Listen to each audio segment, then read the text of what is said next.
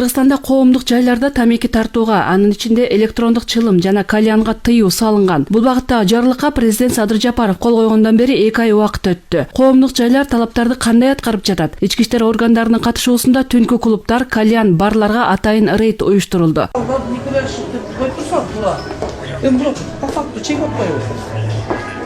Октябрь районуна караштуу кафелердин бирине киргенде эле тамеки түтүнү жыттанат. Ар бир столдо кальян турганын көрүүгө болот. Укук коргоо органдары дароо протокол түзүштү. Деген менен бул боюнча кафе администраторунун дагы жообу бар. Анын айтуусунда чылым чегүүгө дагы өзүнчө зал даярдалган. У нас есть 3 зала.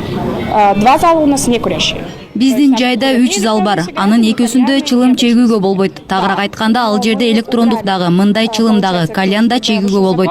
Башында бардык залда эле чылым чегүүгө мүмкүн болчу. Бирок биз мыйзам чыккандан кийин 2 залды чылым чекпеген зона кылып, кардарлардын тандоосунун эркине койдук.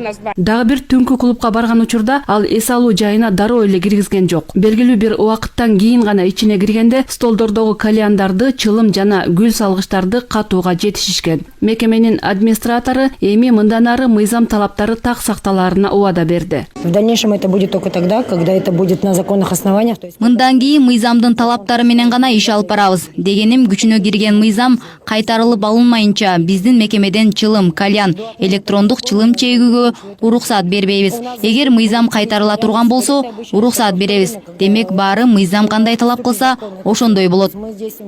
Ошол эле учурда түнкү клубдардын катарында мыйзам сактагандар дагы бар экен. Единственное, у нас аппараты еще не забрали. Шорда, кто-то сбуттук. Вот только здесь на гости были. Или же вот при входе Жеме Барва, площадка, у шахта там 2 бака стоят, они там курят. Бучков море, можете посмотреть.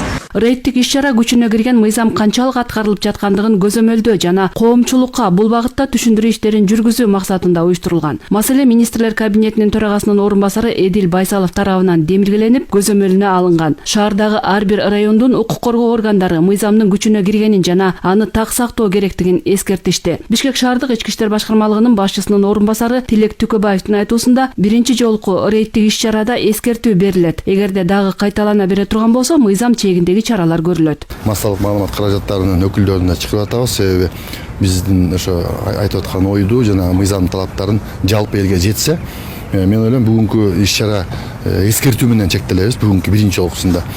Бирок мыйзамда бузуулар жөнүндө кодекстин 53 берене бар.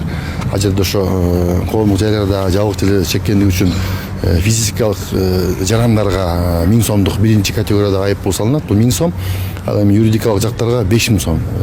Биринчи категорияда 50 показатель деп коет, 5000 сомдук айып салууга мүмкүнчүлүк бар бизде. Рейдтин алкагында 30дан ашык түнкү клубка жана алардын кардарларына түшүндүрүү иштери жүргүзүлдү. 20дан ашык кишиге 1000 сомдон айып салынды. Мыйзам талабы боюнча эреже бузган жарандарга 1000 сом, юридикалык жактарга 5000 сом айып салынат. Кошумчалай кетсек, Кыргызстанда тамеки чеккендердин саны 426 миңден ашты. Өлкөдө жыл өткөн сайын эркектер арасында тамекиге көз карандылык өсүп жатат. Мындай жүрүш менен жакынкы жылдары бул адаттын айынан эрте өмүрүнөн ажырагандардын саны 212 миңден көп болушу мүмкүн. Эскерте кетсек, 28 сентябрда президент Садыр Жапаров жарандардын ден соолугун тамеки, никотиндин кесепеттеринен жана тамеки түтүнүнүн аэрозолдун таасиринен коргоо жөнүндө мыйзамга кол койгон. Документ тамекинин бардык түрлөрүнө каршы күрөшүү боюнча чараларды күчөтүүгө багытталган жана мыйзам аркылуу коомдук жайларда, кафе, ресторандарда тамеки тартууга, анын ичинде электрондук тамекиге, кальянга жана аралашмаларга тыюу салынат.